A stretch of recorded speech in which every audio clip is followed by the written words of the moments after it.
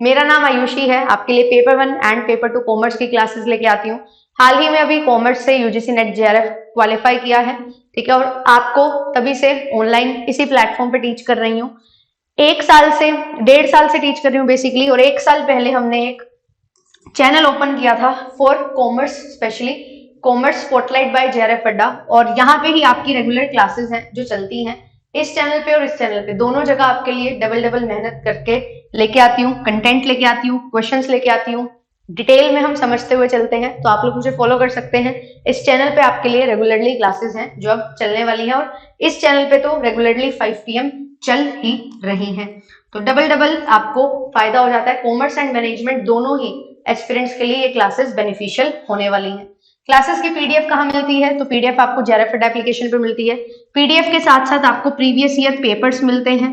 Previous year papers mock test के form में मिल जाते हैं, तो आप क्वेश्चन अटेम्प्ट कर सकते हैं। एक्सप्लेनेशन के साथ सॉल्यूशन आपको मिल जाता है। बहुत सारे और मॉक टेस्ट हैं वो आपको मिल जाते हैं, एक्सपेक्टेड मॉक टेस्ट, एंड साथ ही साथ आपको यहाँ पे क्विजेस मिल जाती हैं। बहुत सारे फ्री क्विज आपको मिल जाएंगे पेपर 1 एंड पेपर 2 कॉमर्स के, तो वो भी आप लगा सकते हो और अपनी तैयारी अच्छे से कर सकते हो। लेटेस्ट अपडेट्स कुछ भी होती है, क्लासेस के लिंक्स कहाँ पे मैं शेयर करती हूँ, तो टेलीग्राम चैनल है कॉमर्स स्पॉटलाइट, यहाँ पे आपके लिए सारी क्लासेस के लिंक जो है वो शेयर कर दिए जाते हैं। तो आप लोग यहाँ से सारी क्लासेस के लिंक को एक्सेस कर सकते हो। जो पुरानी क्लासेस हुई हैं उनके मैं कंबाइंड लिंक भी शेयर कर देती हूँ, सो दैट आपको एक ही जगह पे सारे लिंक्स मिल जाएं और आप अच्छे से अपनी रिवीजन कर सकें। ठीक है, ये सभी बेनिफिट्स आपको मिल जाते हैं। कोर्सेज लेना चाहते हैं तो बिल्कुल कोर्सेज भी आपके लिए हैं, और इस टाइम पीरियड में बहुत ज्यादा जरूरत होती है रिवीजन की। हार्डकोर रिवीजन अगर आप करना चाहते हैं तो आप ज्वाइन कर सकते हैं। मैंने 60% सिलेबस कवर करवा दिया है, 40% सिलेबस बचा हुआ है, एंड उसके बाद हम मई में थोरो रिवीजन है जो करने वाले हैं with the help of PYQs, MCQs, and yes अभी भी हम TYQs हैं जो कवर करते हैं। यहाँ पे 10 साल के पुराने 10 साल के प्रीवियस ईयर क्वेश्चन है मैं आपको सॉल्व करवाने वाली हूँ, और एमसीक्यूज भी हम कवर करते हुए चलेंगे रिवीजन फेज में। ठीक है, ये 3 तरीके के कोर्सेज हैं, 6 महीने और 12 महीने की वैलिडिटी के साथ आप ज्वाइन कर सकते हैं। 5 बजे रेगुलरली क्लास रहती है कॉमर्स स्पॉटलाइट पे, 8:30 बजे मंडे एंड ट्यूसडे को क्लास रहने वाली है इस चैनल पे, और स्पेशल क्लासेस आपके लिए होने वाली हैं जो मैं आपको कंसेप्ट क्लासेस भी देने वाली हूँ, वो भी एक दिन होंगी, वो आपको बता दिया जाएगा कल की क्लास में। ठीक है, ये पेपर 1 का बैच चलता है बिल्कुल फ्री ऑफ कॉस्ट, बेसिक्स से हम यहाँ पे चीजें लेके चल रहे हैं, तो आप सुबह ज्वाइन कर सकते हैं और 6 महीने और 12 महीने की वैलिडिटी के साथ कोर्सेज को भी ज्वाइन कर सकते हैं। ये मेरा टाइम टेबल है फ्री का और पेड का, इसको भी आप फॉलो कर सकते हैं। आई होप कि सभी बच्चों ने ज्वाइन कर लिया होगा। अभी करते हैं सेशन को स्टार्ट। ठीक है, आपको एक टॉपिक करवाने वाली हूँ, that is CSR, corporate social responsibility. मुझे फटाफट बताइएगा कि इसका जो सेक्शन है वो कौन सा है। सेक्शन क्या है इसका, कॉर्पोरेट सोशल रिस्पॉन्सिबिलिटी का।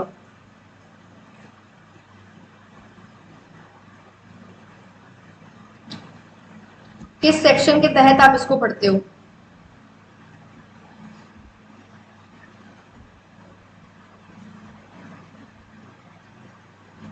ये पढ़ा जाता है सेक्शन 135 ऑफ कंपनीज एक्ट 2013।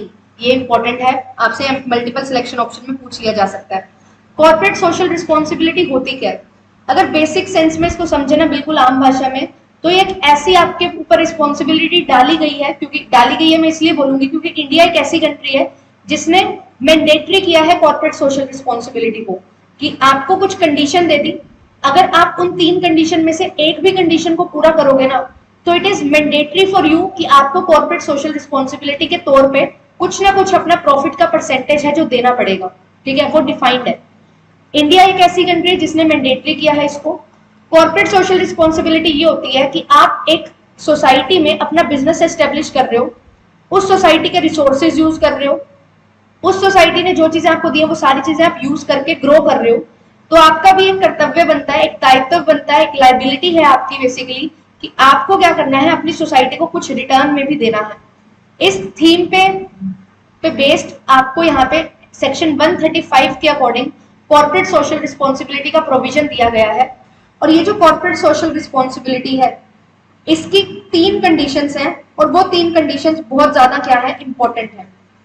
क्या है वो 3 कंडीशंस? एनीवन, किसी को याद है? बहुत ही बेसिक 3 कंडीशन है। एक है रिलेटेड टू टर्नओवर, एक है रिलेटेड टू नेट प्रॉफिट और एक है रिलेटेड टू नेट वर्थ। ठीक है, और ये कॉर्पोरेट सोशल रिस्पॉन्सिबिलिटी है तो किसके लिए राइज होगी? कंपनीज के लिए राइज होगी। ये चीज का आपने ध्यान रखना है। ठीक है, इंडिविजुअल के लिए राइज नहीं होगी ये कभी भी, कंपनीज के लिए राइज होगी। तो क्या चीज होती है? नेटवर्थ कितनी होनी चाहिए? 500 करोड़। टर्नओवर कितनी होनी चाहिए? 1000 करोड़ से ज्यादा। ठीक है, और नेट प्रॉफिट कितने होने चाहिए? 5 करोड़ से ज्यादा। अगर आप किसी भी ईयर में या तो टर्नओवर 1000 करोड़ से ज्यादा कर देते हो, या आपकी नेटवर्थ 500 करोड़ से ज्यादा हो जाती है, या आपके नेट प्रॉफिट 5 करोड़ से ज्यादा हो जाते हैं, तो आपको करना क्या होगा? अपने 3 प्रीसीडिंग प्रीवियस ईयर जो होंगे ना, आपके प्रीसीडिंग नहीं प्रीवियस ईयर, 3 प्रीवियस ईयर जो होंगे उसमें जो आपने पैसा कमाया होगा, प्रॉफिट्स जो आपने कमाए होंगे, उसका आपको क्या करना है? एवरेज प्रॉफिट निकालना है 3 साल का, और उसका 2% एज CSR आपको देना पड़ेगा। ठीक है, this is corporate social responsibility का प्रोविजन। ये प्रोविजन बहुत बहुत बहुत ज्यादा इंपॉर्टेंट है। ठीक है, ये बहुत बार आपसे पूछा गया है और किस सेक्शन में आता है ये चीज पूछी गई है। मैच द कॉलम में एक और क्वेश्चन आपसे पूछा जाता है। वो क्वेश्चन क्या है? किस कमेटी ने रिकमेंड किया था? बताइए फटाफट, किस कमेटी ने दिया था ये पर्टिकुलर कंसेप्ट? ये जो पर्टिकुलर कंसेप्ट है ये किस कमेटी ने दिया था? ये दिया था सच्चर कमेटी ने। ठीक है, सच्चर कमेटी ने इस चीज की बात की थी। ठीक है, कि आपको क्या करना है? सोशल रिस्पॉन्सिबिलिटी आपको पूरी करनी चाहिए, तो उसके लिए आपसे ये चीज यहाँ पे डिफाइन करने को बोली गई थी। क्लियर? ये चीजें हैं जो थोड़ी इंपॉर्टेंट है CSR में, बट इनके साथ साथ क्या चीजें हैं? एक चीज आती है कि ये फॉरेन कंपनीज के लिए भी जरूरी है क्या? नहीं, this is for Indian companies only. Indian companies के लिए है, क्योंकि इंडियन कंपनीज एक्ट में है, तो इंडियन कंपनीज को मैंडेटरी है। क्लियर? अब यहाँ पे एक चीज आती है कि जो ये पैसा आपने इकट्ठा किया, अब एवरेज प्रॉफिट निकाल के 2% निकाल लोगे, वो 2% कहाँ पे यूज हो सकता है? फर्स्ट इज पॉवर्टी इरेडिकेशन, एक तो स्पेलिंग गलत हो जाती है, पॉवर्टी इरेडिकेशन। ठीक है, दूसरा लिटरेसी पे, ठीक है, चाइल्ड मोर्टेलिटी पे।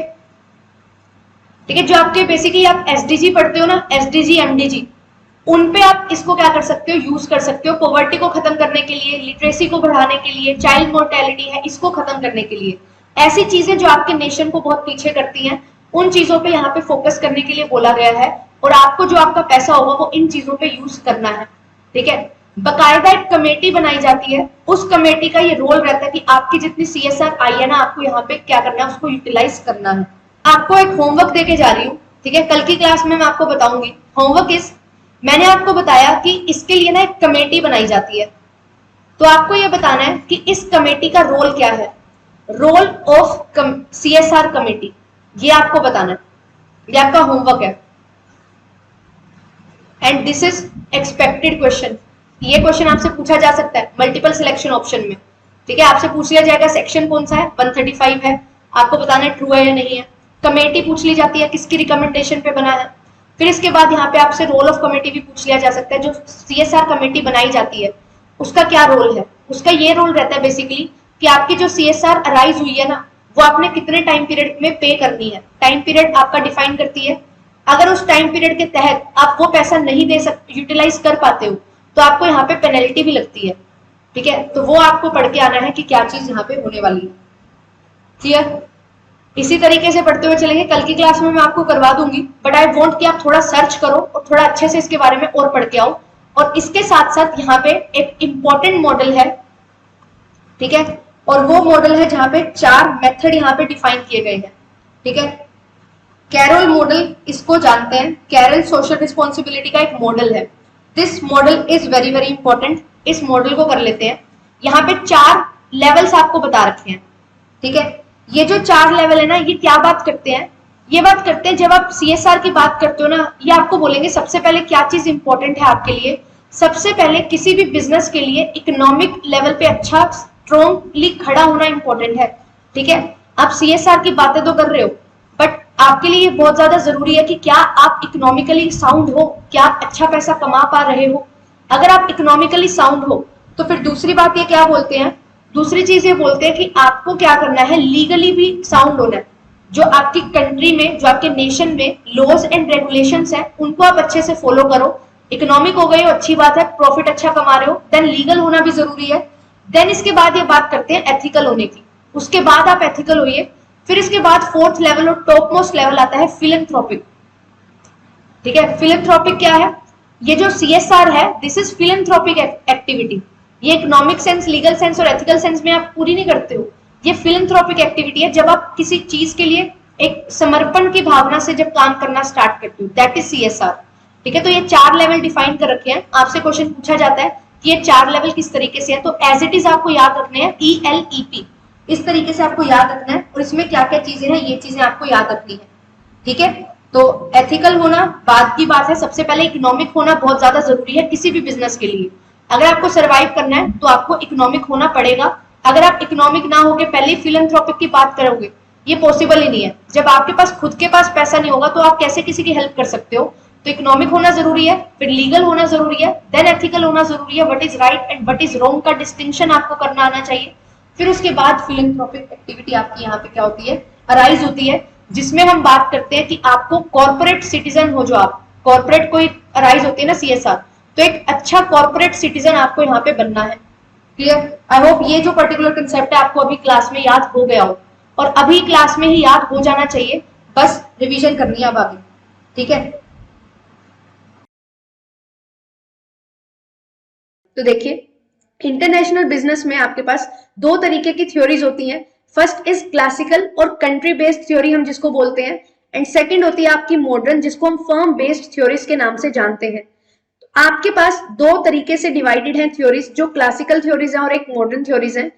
क्लासिकल थ्योरीज में डिफरेंट फर्दर 4 टाइप की थ्योरीज आपको देखने को मिलती हैं। फर्स्ट इज मर्केंटिलिज्म थ्योरी, जो थॉमस मुन ने दी थी 1630 में। यहाँ पे ध्यान रखिएगा मर्केंटिलिज्म थ्योरी है क्या, तो देखिए mercantilism theory zero sum game पे बेस्ड है। जीरो सम गेम का मतलब क्या है कि एक कंट्री का अगर प्रॉफिट होगा तो दूसरी कंट्री का लॉस होगा। तो यहाँ पे मेन एम्फेसिस कहाँ पे दिया गया है, सेल्फ सफिशिएंसी पे दिया गया है कि आप सेल्फ सफिशिएंट बनिए, बैलेंस ऑफ ट्रेड को फेवरेबल रखिए, ज्यादा से ज्यादा एक्सपोर्ट करिए और कम से कम इंपोर्ट करिए। जो कंट्री ज्यादा से ज्यादा एक्सपोर्ट करती है उसको देखा जाता है कि वहां पे उसकी जो स्ट्रेंथ है वो बहुत ज्यादा है, और इकोनॉमिक प्रोटेक्शनिज्म उसमें देखा जाता है। क्लियर, फिर इसके बाद आती है आपकी सेकंड थ्योरी जो होती है एब्सोल्यूट एडवांटेज थ्योरी, जो 1776 में एडम स्मिथ ने दी थी। एडम स्मिथ के अकॉर्डिंग यहाँ पे जो एब्सोल्यूट एडवांटेज थ्योरी है वो किस पे बेस्ड है, वो ये बोलते हैं कि ये विन विन गेम है। ये बोला जाता है कि जो 2 नेशंस हैं जो आपस में डील कर रहे हैं, आपको इस अकॉर्डिंग वहां पे डील करनी चाहिए कि आपकी एब्सोल्यूट एडवांटेज किस में है। अगर एक प्रोडक्ट को आप अच्छे से बना पाते हो, दूसरे प्रोडक्ट को आप अच्छे से नहीं बना पा रहे हो, तो जो प्रोडक्ट को आप अच्छे से बना रहे हो उस प्रोडक्ट को आप एक्सपोर्ट करिए। ठीक है, बनाइए और एक्सपोर्ट करिए, क्योंकि आपके एक्सपोर्ट ज्यादा होंगे, कम रेट पे आप बना पाओगे। और जिस प्रोडक्ट में आपकी एब्सोल्यूट एडवांटेज नहीं है उस प्रोडक्ट को आप लीव करिए, उस प्रोडक्ट को आप इंपोर्ट करवा सकते हैं। क्लियर, तो इन्होंने बोला कि आप विन विन गेम में यहाँ पे लाई करते हो, जो प्रोडक्ट आप अच्छे से बना पा रहे हो उसको प्रोड्यूस करके मैन्युफैक्चर करिए और एक्सपोर्ट करिए, एंड दूसरे प्रोडक्ट को आप इंपोर्ट करवा सकते हैं। तो प्रोडक्शन में जो स्पेशलाइजेशन होगी उसकी एब्सोल्यूट एडवांटेज होती है। फिर उसके बाद यहाँ पे थर्ड थ्योरी आपकी आती है, जो होती है आपकी कंपैरेटिव एडवांटेज थ्योरी, जो डेविड रिकार्डो ने दी थी 1817 में।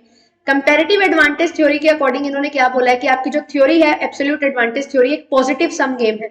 यहाँ पे क्या होगा, आपको ये चीज नहीं देखनी कि आपकी एब्सोल्यूट एडवांटेज किस में है, आप ये देखिए कि जो 2 प्रोडक्ट में आप डील कर रहे हैं रिलेटिव एडवांटेज आपकी किस में है, मतलब in relation to other product एक प्रोडक्ट को आप कितना अच्छे से प्रोड्यूस कर सकते हैं और उसको बेनिफिट से उसके बेनिफिट लीजिए और उसको एक्सपोर्ट करिए, ज्यादा से ज्यादा प्रोड्यूस करिए। और जो दूसरा प्रोडक्ट है जो आप कम एडवांटेजेस पोजीशन पे है जिसमें आप उसको आप क्या करिए, इंपोर्ट करवाइए। एब्सोल्यूट एडवांटेज से थोड़ी अपोजिट थ्योरी है। एब्सोल्यूट एडवांटेज में बोला जाता है कि अगर आप किसी प्रोडक्ट में दूसरे कंट्री से ज्यादा अच्छा परफॉर्म कर रहे हैं तो आप उस चीज को क्या करिए, मैन्युफैक्चर करिए और एक्सपोर्ट करिए। बट ये बोलता है कि ऐसा मत करिए, जिसमें रिलेटिव एडवांटेज आपकी ज्यादा है उसको ज्यादा से ज्यादा प्रोड्यूस करिए और ज्यादा से ज्यादा एक्सपोर्ट करिए, ताकि आपके प्रॉफिट ज्यादा से ज्यादा हो सके और आपकी जो कॉस्ट है वो क्या हो सके, कम से कम आपकी आ सके। यहाँ पे कुछ अजम्पशन लेके चले हैं। यहाँ पे फर्स्ट अजम्पशन है आपकी फुल एम्प्लॉयमेंट होनी चाहिए, बेरोजगारी बिल्कुल भी नहीं होनी चाहिए, कोई ट्रेड बैरियर नहीं होना चाहिए, आपस में जो कंट्रीज ट्रेड कर रही है उसमें कोई भी रिस्ट्रिक्शंस नहीं होनी चाहिए। अगर रिस्ट्रिक्शंस होंगी तो ये थ्योरी फॉलो नहीं करेगी। देन इसके बाद यहाँ पे बात की गई कि सिर्फ 2 थ्योरी आपको लेके चलनी है। ये PYQ है आपका 2022 में पूछा गया था, ध्यान रखेंगे इस चीज को। इन्होंने क्या चीज बोली है कि ट्रेड भी सिर्फ 2 कंट्रीज के बीच में होना चाहिए और 2 ही प्रोडक्ट आपको ट्रेड करने हैं। और दूसरी चीज यहाँ पे है कि आपका जो ट्रेड है वो कॉस्ट ऑफ प्रोडक्शन से कोई इफेक्ट उस पर नहीं डलता है। कॉस्ट ऑफ प्रोडक्शन कम या ज्यादा उससे कोई इफेक्ट यहाँ पे नहीं डलेगा। और जो एलिमेंट है कॉस्ट ऑफ प्रोडक्शन के वो क्या है, लोअर है। Only elements of cost of production are lower. ये चीज इन्होंने बताई है। अब देखिए फोर्थ थ्योरी इसमें क्या है, फोर्थ है फैक्टर एंडोमेंट थ्योरी, जो हेक्सर एंड ओलिन ने 1919 में दी है। इस थ्योरी को आप हेक्सर ओलिन थ्योरी के नाम से भी जानते हैं एंड इस थ्योरी को हम 2x2x2 थ्योरी से भी जानते हैं, जिसमें आपके पास सिर्फ 2 कंट्रीज या 2 प्रोडक्ट नहीं होंगे, 2 कंट्रीज 2 प्रोडक्ट के साथ साथ फैक्टर ऑफ प्रोडक्शन भी आपके यहाँ पे 2 होंगे। लेबर इंटेंसिव प्रोडक्शन होगी या कैपिटल इंटेंसिव प्रोडक्शन होगी। फैक्टर ऑफ प्रोडक्शन पे इन्होंने काफी ध्यान दिया है, इसी के लिए इसका नाम फैक्टर एंडोमेंट थ्योरी है। इन्होंने ये चीज बोली कि जो एक कंट्री जो होती है, जो एक नेशन है, वो उस टाइप के प्रोडक्ट को ज्यादा बनाना प्रेफर करेगा जिसमें उनकी क्या है यहाँ पे एडवांटेजेस पोजीशन है, जहां पे उनके जो फैक्टर ऑफ प्रोडक्शन है वो बहुत ज्यादा होंगे। फॉर एग्जांपल अगर यूएसए की बात की जाए तो वहां पे कैपिटलिस्ट इकोनॉमी है, कैपिटल गुड्स वहां पे ज्यादा है, तो आपके जो कैपिटल गुड्स होंगे उसका यूज किया जाएगा। आपको लेबर इंटेंसिव टेक्निक की बजाय आप कैपिटल इंटेंसिव टेक्निक का यूज करेंगे और अपने मैन्युफैक्चरिंग करेंगे। वहीं पे जहां पे आपकी लेबर ज्यादा अबंडेंटली अवेलेबल है तो वहां पे आप लेबर इंटेंसिव टेक्निक का यूज करेंगे रादर कि आप कैपिटल इंटेंसिव टेक्निक का यूज करते हैं। तो ये चीज बोलते हैं कि आपके पास जितने ज्यादा फैक्टर ऑफ प्रोडक्शन होगा, बल्क में होगा, जो अबंडेंट होगा, चीप फैक्टर होगा, उसका ही आप यूज करते हैं। और आपका जो दूसरा फैक्टर है जो कम अवेलेबल है उसको आप क्या करते हैं, उससे इंपोर्ट करवाते हैं उस टाइप के प्रोडक्ट। बट यहाँ पे एक चीज आई, वो बहुत इंपॉर्टेंट चीज है, क्या है, लेंटिफ पैराडॉक्स। इन्होंने ये चीज पाई कि आप हेक्सर एंडोमेंट जो हेक्सर ओलिन थ्योरी है, फैक्टर एंडोमेंट थ्योरी है, उसमें आप बोलते हो कि जिस फैक्टर ऑफ प्रोडक्शन की आपकी ज्यादा अबंडेंटली अवेलेबल है उसी में ही आप क्या करते हो, उस फैक्टर को यूज करके आप प्रोडक्शन करते हैं। बट यूएसए में ये पाया गया कि अब वो कैपिटल इंटेंसिव टेक्निक यूज करनी चाहिए, बट वो लेबर इंटेंसिव टेक्निक से अपने प्रोडक्ट है वो मैन्युफैक्चर कर रही है। तो लेंटिफ पैराडॉक्स इन्होंने दिया है, जिसमें हेक्सर ओलिन को इन्होंने क्या किया है, नकारा है कि हेक्सर ओलिन थ्योरी के अकॉर्डिंग जो आपने बात कही है वो बिल्कुल गलत यहाँ पे साबित हो गई है। तो यूएसए में इन्होंने रिसर्च की थी, वहां पे ये चीज इनको मिली। अब इसके बाद हमारी दूसरी टाइप की थ्योरी स्टार्ट होती है, जो है मॉडर्न और फर्म बेस्ड थ्योरी जिनको हम बोलते हैं। यहाँ पे अगेन 4 टाइप की थ्योरी आपको देखने को मिलेंगी, country similarity, product life cycle, global strategy rivalry and porter national competitive advantage theory. चलिए वन बाय वन इनको डिस्कस करते हैं। फर्स्ट थ्योरी आपकी प्रोडक्ट लाइफ साइकिल थ्योरी, ये रेमंड वर्नर ने दी है। ये क्या बोलते हैं कि कोई भी आपका प्रोडक्ट होता है वो 3 स्टेजेस से गुजरता है। फर्स्ट है आपका न्यू प्रोडक्ट होगा, फिर वो मैच्योरिटी स्टेज पे जाएगा, देन वो प्रोडक्ट स्टैंडर्डाइज हो जाएगा। ये थ्योरी एज्यूम करती है कि जो प्रोडक्शन है एक न्यू प्रोडक्ट की, वो अक्कर होगी completely in the home country of its innovation. मतलब कि जिस कंट्री में आपने वो प्रोडक्ट बनाया, जिस कंट्री में इनोवेट किया था, उसी कंट्री में आपको यहाँ पे क्या करना है, प्रोडक्शन आपकी उसी न्यू प्रोडक्ट की वहीं पे होगी। अब यहाँ पे क्या चीज होती है, आपने एक प्रोडक्ट बनाया, उस प्रोडक्ट को बना के आपने फर्दर दूसरी कंट्री में सेल किया। अब मेच्योरिटी स्टेज पे जैसे आपका प्रोडक्ट दूसरी आपकी कंट्री में मेच्योरिटी स्टेज पे पहुंचता है, तो आप क्या करते हैं, न्यू कंट्री में एंटर होना स्टार्ट करते हैं ताकि आपके प्रोडक्ट को थोड़ा सा और बूम मिल सके। देन इसके बाद क्या चीज होती है, जब आपका प्रोडक्ट स्टैंडर्डाइज प्रोडक्ट बन जाता है तो आप ये कोशिश करते हैं कि अब हमारा प्रोडक्ट हमारी कंट्री में तो मेच्योरिटी स्टेज पे पहुंच गया है, तो अब क्या किया जाए, अब डिक्लाइन स्टेज आने वाली है, उससे बचने के लिए आप क्या करते हैं, दूसरी कंट्री में एंटर होते हैं। एंड इसी दौरान जब आपका प्रोडक्ट दूसरी कंट्री में जाके थोड़ा ग्रोथ लेना स्टार्ट करता है, उसी दौरान अपनी कंट्री में एक न्यू प्रोडक्ट है उसको आप मैन्युफैक्चर कर देते हो, इनोवेट कर लेते हो एक न्यू प्रोडक्ट। तो यही चीज बोली गई है कि आपका जो न्यू प्रोडक्ट होगा वो कहाँ पे अक्कर होगा, जिस कंट्री में आपकी इनोवेशन होगी, होम कंट्री में ही उसकी इनोवेशन होगी न्यू प्रोडक्ट की। तो ये चीज बोली जाती है प्रोडक्ट लाइफ साइकिल थ्योरी में। देन आपकी आती है कंट्री सिमिलैरिटी थ्योरी, जो 1961 में दी थी स्टीफन लिंडर ने, स्वीडिश इकोनॉमिस्ट है। इन्होंने ये चीज एक्सप्लेन करने की कोशिश की है कि कैसे इंट्रा इंडस्ट्री ट्रेड आप करते हैं। इंट्रा इंडस्ट्री ट्रेड मतलब 2 डिफरेंट कंट्रीज होंगी बट वो सेम इंडस्ट्री में क्या कर रही होंगी, लाई कर रही होंगी, और उसमें आपस में किस तरीके से रिलेशनशिप एस्टेब्लिश होगा और किस तरीके से ट्रेड होगा, ये चीज इन्होंने बताने की कोशिश की है। फिर इन्होंने बात की है कि आपकी जो कंपनीज होती है, फर्स्ट आप किसके लिए प्रोड्यूस करते हैं, आप प्रोड्यूस करते हैं अपनी डोमेस्टिक कंजम्पशन के लिए, उसके बाद आप डिफरेंट नेशंस में एंटर करते हैं इंटरनेशनल बिजनेस में। फिर इसके बाद थर्ड आपकी थ्योरी आती है ग्लोबल स्ट्रेटेजिक राइवलरी थ्योरी, जो 1918 में Paul Krugman and kelvin Leinster ने दी है। ये किस पे फोकस करते हैं, ये फोकस करते हैं एमएनसीज पे, मल्टीनेशनल कंपनीज पे, एंड उनके एफर्ट्स पे कि कैसे एक multinational company competitive advantage gain करती है ओवर अदर्स। जो आपकी ग्लोबल फर्म्स हैं इंडस्ट्री में, वो राइवलरी में है, ठीक है, वो आपस में भिड़ रही हैं, तो कैसे आप एक एमएनसी कैसे एक कंपेटिटिव एडवांटेज गेन करेगी, कैसे अपनी पोजीशन अलग बनाएगी सबसे, और किस तरीके से वो ज्यादा प्रॉफिट्स है जो अर्न करेगी। तो यहाँ पे इन्होंने बोला कि किस तरीके से कंपनीज कंपेटिटिव एडवांटेज गेन करती हैं, एक्वायर करती हैं। First is intellectual property. आपके पास कुछ ऐसे तरीके होने, कुछ ह्यूमन इंटेलेक्ट होना चाहिए जिसकी वजह से आपका प्रोडक्ट थोड़ा अलग हो। सबसे अलग होगा अगर आपका प्रोडक्ट, तो आपको उसके एडवांटेज मिलेंगे। इन्वेस्टमेंट की जाती है रिसर्च एंड डेवलपमेंट में, ज्यादा से ज्यादा रिसर्च की जाती है ताकि एक न्यू प्रोडक्ट हम इनोवेट कर सकें। लार्ज स्केल इकोनॉमीज का ये बेनिफिट लेते हैं। लार्ज स्केल इकोनॉमीज मींस कि जब आप मैक्सिमम प्रोडक्शन करना स्टार्ट कर देते हो, हाई लेवल पे, हाई स्केल पे प्रोडक्शन स्टार्ट करते हो, तो आपकी कॉस्ट पर यूनिट कम हो जाती है। देन इसके बाद ये बात करते हैं कि एक्सपीरियंस से भी आपको कंपेटिटिव एडवांटेज मिलती है। जितना ज्यादा आप इंडस्ट्री में रहोगे उतना ही ज्यादा आपका एक्सपीरियंस बनेगा और उस एक्सपीरियंस के बेसिस पे आपको यहाँ पे अपनी कंपेटिटिव एडवांटेज देखने को मिलती है over other firms in the same industry. फिर इसके बाद फोर्थ आपकी कंपेटिटिव एडवांटेज थ्योरी आती है, that is national competitive advantage theory. ये मॉडर्न थ्योरी है, 1990 में दी गई है। इसको porter diamond theory of national advantage के नाम से भी जाना जाता है। और ये जो पोर्टर डायमंड मॉडल है, ये एक्सप्लेन करता है कि किस तरीके से आप कंपेटिटिव एडवांटेज डिराइव करते हो एक नेशनल मार्केट में और इकोनॉमी ओवर अनदर। एक कंट्री से दूसरी कंट्री में किस तरीके से आपकी कंपेटिटिव एडवांटेज आपको मिलती है, वो किस पे डिपेंड करती है। इन्होंने बात की है 4 फैक्टर्स की, 4 फैक्टर्स की इन्होंने बात की है। First is firm strategy, structure and rivalry. यहाँ पे इन्होंने बात की जो कंडीशंस है नेशनल गवर्निंग में, किस तरीके से कंपनी क्रिएट की जाती है, ऑर्गेनाइज की जाती है और कैसे वो मैनेज करती है अपने नेचुरल रिसोर्सेज जो उनकी डोमेस्टिक कंट्री में होते हैं, उन रिसोर्सेज का यूज करके वो किस तरीके से इंटरनेशनल बाउंड्रीज में एंटर करती हैं। Second is related supporting industries, जो आपके बिजनेस से रिलेटेड इंडस्ट्री है वो किस तरीके से आपको सपोर्ट करती है, नेशनल सप्लायर को, इंडस्ट्रियल को, और किस तरीके से आप उनको, उनकी हेल्प लेके, उनका सपोर्ट लेके इंटरनेशनल लेवल पे कंपेटिटिव एडवांटेज गेन कर सकते हैं। फिर इसके बाद आती है डिमांड कंडीशंस। नेचर है होम मार्केट डिमांड कंडीशन का, राइवलरी, प्रोडक्ट एंड सर्विस। अब इंडस्ट्री का जो प्रोडक्ट और सर्विस होगा उसमें यहाँ पे बात की जाती है कि क्या आपका होम मार्केट का डिमांड का नेचर है, होम कंट्री में कितनी डिमांड है, उसके बेसिस पे आप डिमांड देखते हैं कि आपकी फॉरेन कंट्री में कितनी डिमांड हो सकती है। क्योंकि ये चीज आती है कि सबसे पहले आप प्रोडक्ट जब बनाते हो तो डोमेस्टिक कंजम्पशन के लिए बनाने की कोशिश करते हो, देन उसके बाद अगर फर्दर आपके पास और प्रोडक्शन होती है तो आप उसको डिफरेंट नेशंस में ट्राई करते हो सेल आउट करने की। तो यहाँ पे डिमांड कंडीशंस में भी ये चीज आती है। फिर इसके बाद आती है फैक्टर कंडीशंस। तो नेशन की जो पोजीशन है इन फैक्टर ऑफ प्रोडक्शन की, किस तरीके से आप यहाँ पे लेबर का यूज कर रहे हो, इंफ्रास्ट्रक्चर का यूज कर रहे हो, कैपिटल गुड्स का यूज करते हैं, तो किस तरीके से आप एक गिवन इंडस्ट्री में compete करते हैं अपने फैक्टर ऑफ प्रोडक्शन की हेल्प से। तो ये 4 फैक्टर्स दिए गए हैं डायमंड मॉडल में। तो आई होप आपको ये क्लास अच्छी लगी होगी। एक छोटे सा वीडियो में ट्राई किया है मैंने कि आपको एक पर्टिकुलर टॉपिक समझा पाऊं और क्या क्या चीजें यहाँ पे इंपॉर्टेंट है ये चीज आपको समझनी है। इस पर्टिकुलर थ्योरी में एक चीज इंपॉर्टेंट है कि किस पर्टिकुलर थ्योरी किसने दी है, कितने टाइप की थ्योरी है, क्लासिकल थ्योरी है या आपकी ये मॉडर्न थ्योरी है, किस ईयर में दी है, किसने दी है और क्या थ्योरी का नाम है, और इसी के साथ साथ किस फिलोसफी पे ये थ्योरी बेस्ड है, ये भी बहुत ज्यादा इंपॉर्टेंट है। तो आई होप आपको ये वीडियो अच्छी लगी होगी और ये मेरा जो कोशिश है जो मैं कर रही हूँ कि आपको एक छोटी छोटी वीडियोस प्रोवाइड करूं ताकि आप अच्छे से इनको रिवाइज कर सके एग्जामिनेशन टाइम में और आपका टाइम कम से कम यूज हो सके। तो उसके लिए ये जो आपकी सीरीज है ये मैंने स्टार्ट की है जहां पे हम एक क्वेश्चन से 4 कंसेप्ट सीखने वाले हैं। तो आई होप आपको ये वीडियो अच्छी लगी होगी। वीडियो अच्छी लगती है लाइक करिए, शेयर करिए सभी के साथ। चैनल पे for the very first time आए हैं तो चैनल को सब्सक्राइब कर लीजिए। एंड आपके लिए मैंने एक क्वेश्चन दिया है, ये आपका होमवर्क क्वेश्चन है, इसको आपने मुझे कमेंट सेक्शन में बताना है। डिस्कस हम कर चुके हैं तो बताएंगे मुझे कमेंट सेक्शन में कि क्या होगा इसका करेक्ट आंसर।